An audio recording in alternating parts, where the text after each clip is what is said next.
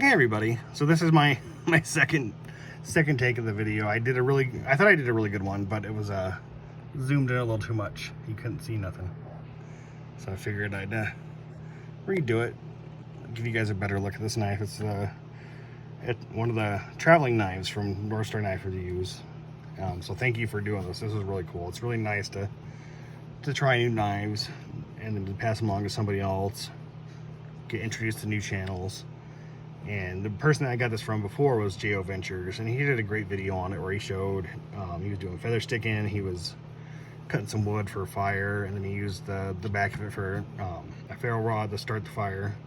Really great video. So I'll try, if I can remember, I'll link that down below.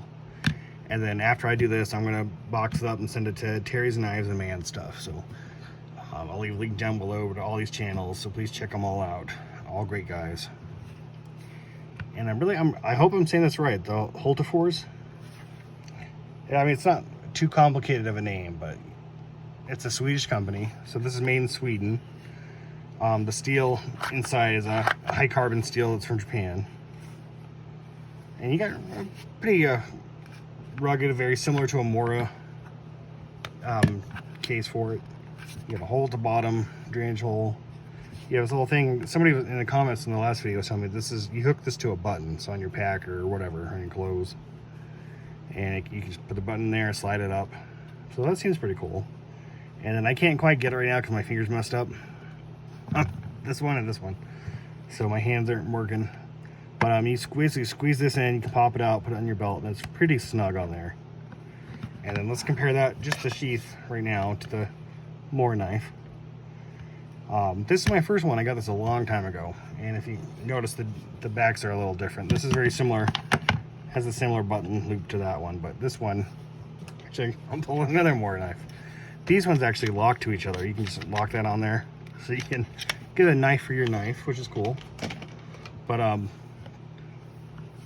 really similar size and sheath. It feels very similar to me.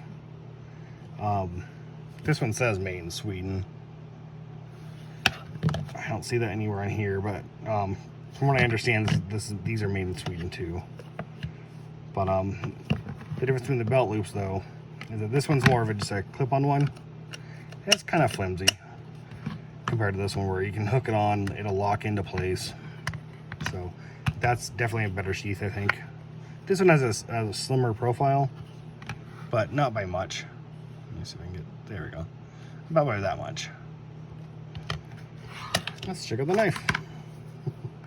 So first of all, let's just adjust the blade. I'm pretty sure he used acid etch, mustard to acid etch this, and it looks pretty good. I like it. And you can tell it's been used. It does have a fairly sharp spine. And I'll show you the name on there. Or try to. There you go. And then I think it says carbon steel down there. It's hard to get the focus. Well, it says carbon steel right there. Trust me. I like the texturing of that handle a lot. It has a little bit more texture than the Mora, so it's going to be harder to slip out of your hand.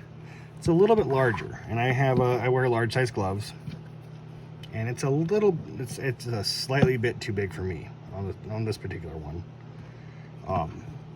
It doesn't feel bad though. I can still use it easily. The Mora, and you get that nice rubber coating. I do like that a lot, but that fits perfect in my hand. They have other ones that are a little bit smaller. Those ones I just showed you. This one has a little bit smaller of a handle. That's not bad, but that one's perfect for me. And it's high carbon steel too, so I probably shouldn't try it. Maybe I'll try etching it or something. But one thing I had to do on this one was file down the spine, so I have a 90-degree angle, so I can throw sparks on it without messing with the blade. For this one, I don't have to. And one thing I thought about doing to this one was adding a lanyard hole, but it's not my knife, so I don't want to mess it up. But I do think that's a good thing to add this, at least to the Mora. It'd probably be good to add to that, but I do like this ice a lot better. But this feels a lot more Well, they say it's built like a tank, but it's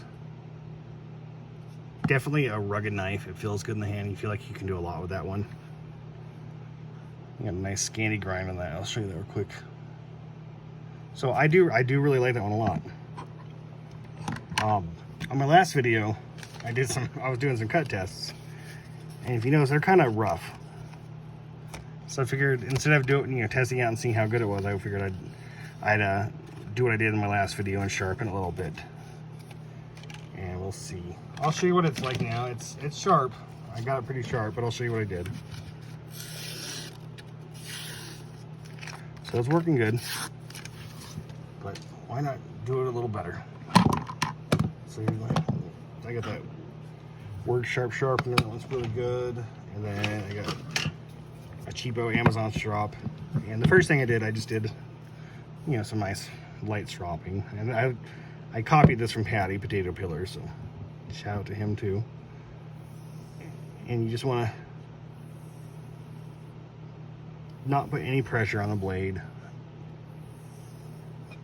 Some people like to go fast, but this is always what works for me. And then look at some more cards. Look at a bunch of cards out. So just from stropping, I can feel a little bit of resistance right. I'll show you. Right there, I feel a little bump in there again. So we're gonna try and make it to where it does a little bit smoother action on that. So, like I said, it's fairly sharp. So I'm just gonna go straight to the 1000 bit diamond or grit. Sorry.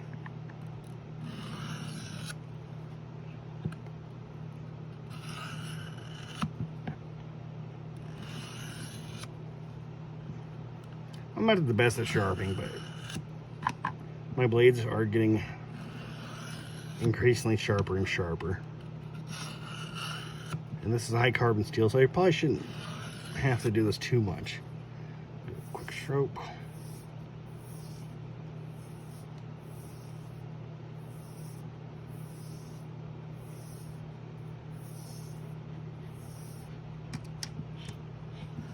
Okay, now we'll move to the ceramic rod. And this is great because it has the angles already in there for you. So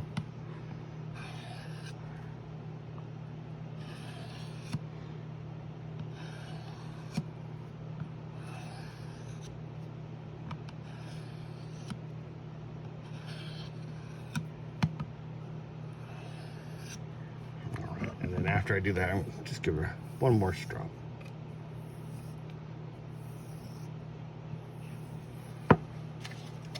See if it gets any better now. It gets worse. I'm still getting a little something right there. So I might work at it a little bit. It is sharper, it does feel like it's cutting better. But you can see right at the end, it still gets kind of messed up. So let's just go a little more. A little more aggressive.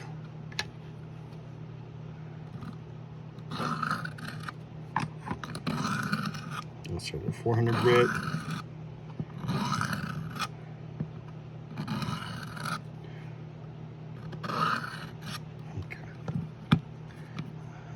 Choose that one. This is right here.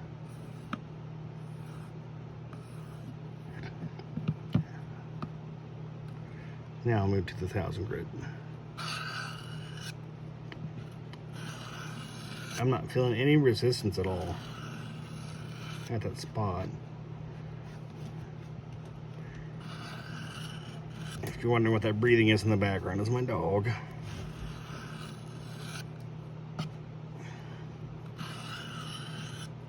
And I apologize, it's probably a long video for you.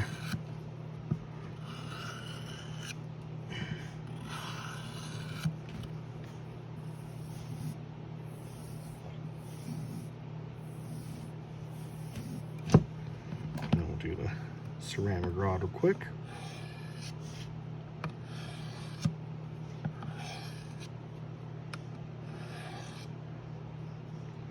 Maybe Terry can put a better edge on this.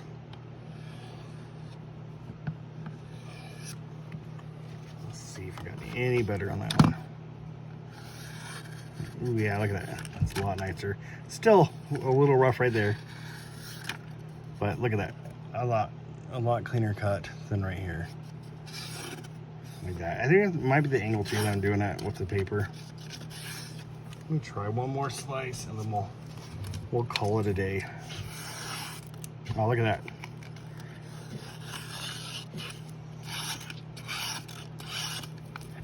So I think I got it fairly sharp, but we'll see. We'll let Terry critique how good or bad I sharpened it. But that's it. Thank you for watching. Please check out J.O. Ventures, his video. I'll try and link that down below. Definitely go check out North Star Knife Reviews, Ray. He's the one that started this, along with that really awesome gun stock trapper. And check out Terry's Knives and Man stuff. He is a really fun channel. Great guy. And that's it. Thanks for watching. You guys have a great day. Like and subscribe, and go check out all those channels.